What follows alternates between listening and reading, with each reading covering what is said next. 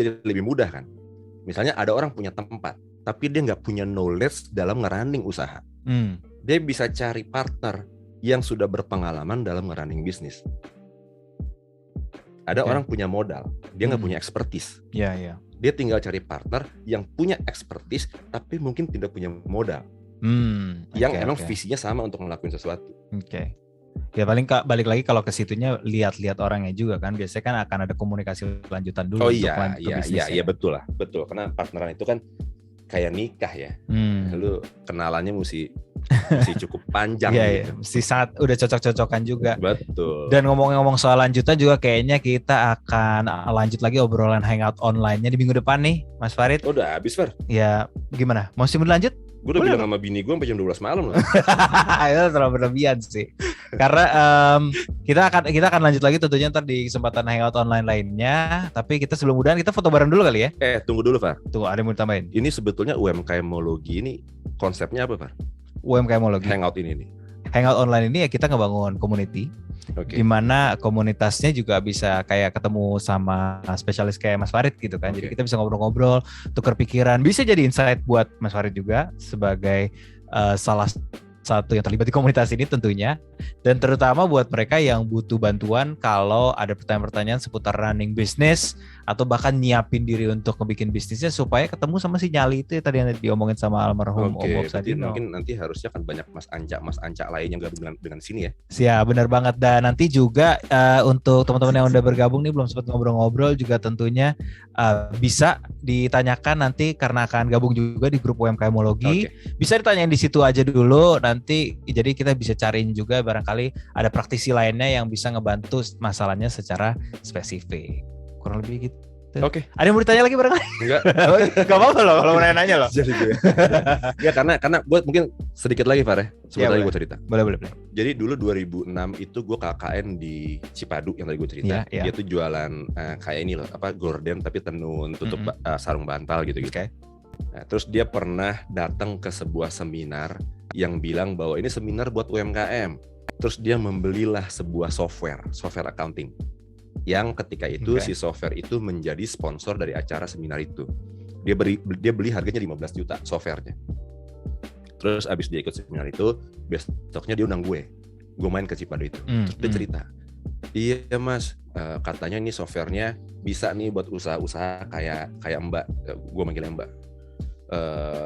Ternyata di sini ya mangkrak aja, kita nggak ada yang ngerti make software itu. Jadi sebenarnya softwarenya buat apa? Poin gue mungkin ini bukan softwarenya, Far. Tapi ini cukup banyak gitu, mungkin pihak-pihak segala macam yang mengatasnamakan UMKM untuk mengambil benefitnya mereka masing-masing. Dan gue ngalamin itu 11 tahun. Bagi UMKM itu kan masalahnya tidak sesimpel itu ya. UMKM yang gue temuin tuh banyak yang misalnya karyawannya bukan di hire berdasarkan expertise, tapi berdasarkan kedekatan. Misalnya dia anaknya tetangganya, bisa atau siapa segala macam yang mungkin niatnya ngebantu segala macam. Gitu. Dalam landasan memberdayakan. Betul, memberdayakannya tidak salah. Cuman ketika itu direncanakan untuk pengembangan bisnis yang butuh profesionalitas dan segala macam, biasanya ada patahannya di sana. Tapi itu bukan sesuatu yang tidak bisa disinkronkan gitu. Itu bisa. Dan gue udah ngebuktiin selama 11 tahun itu ternyata bisa kok.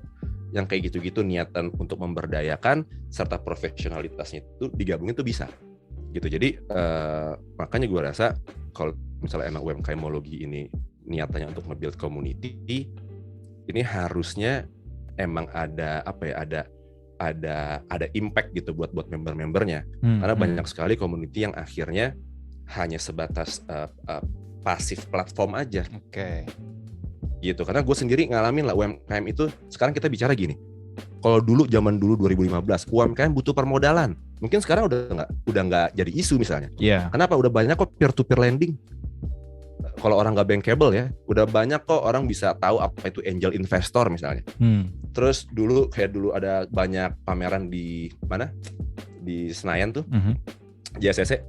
Selalu kan dalihnya UMKM butuh akses pasar. Nah sekarang mungkin udah nggak itu isunya. Ketika orang di pelosok bisa dagang langsung di platform e-commerce misalnya, udah bisa langsung dibeli oleh orang di kota lain gitu. Terus UMKM butuh apa?